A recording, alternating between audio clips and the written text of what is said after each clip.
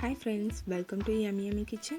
Please video like பண்ணுங்க, share பண்ணுங்க, subscribe பண்ணுங்க, கீழ உள்ள bell icon-ஐ மறக்காம press பண்ணுங்க. ஒரு பல்லாரி, 2 தக்காளி, ஒரு பச்சை மிளகாய் எடுத்துக்கோங்க. பல்லாரியை சின்ன சின்னதா நறுக்கி வச்சுக்கோங்க.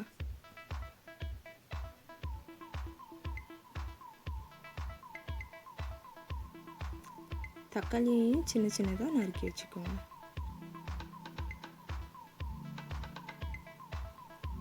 பச்சை மிளகாவை நறுக்கி வச்சுக்கோங்க.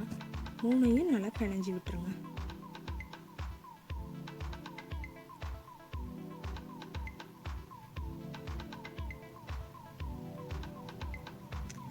தேவையான அளவுக்கு உப்பு, மிளகுத்தூள், வத்தப்பொடி போட்டு நல்லா பிணைஞ்சி விட்டுருங்க.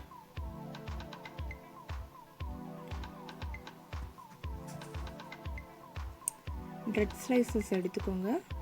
அதில் நம்ம வச்சுருக்கிற அந்த ஆனியன் டொமேட்டோவை உள்ள நல்லா ஸ்ப்ரெட் பண்ணிடுங்க. இன்னொரு ப்ரெட்டை அதுக்கு மேலே வச்சு கவர் பண்ணிடுங்க. லைட்டாக ப்ரெஸ் பண்ணி விட்டுக்கோங்க. நல்ல ஒரு ஹீட்டான பேனில் லோ ஃப்ளேமில் வச்சு சூடானதும் நெய் ஊற்றிக்கோங்க. அதில் நம்ம வச்சுருக்கிற ப்ரெட்டை மேலே வச்சுக்கோங்க. வச்சு லைட்டாக அதை ப்ரெஸ் பண்ணி விட்டுக்கோங்க. திரும்பியும் மேலேயும் நெய் தேய்ச்சிக்கோங்க. அதுக்கப்புறம் திருப்பி போட்டுருங்க. கோல்டன் ப்ரௌன் வர்ற மாதிரி திருப்பிட்டு எடுத்துருங்க.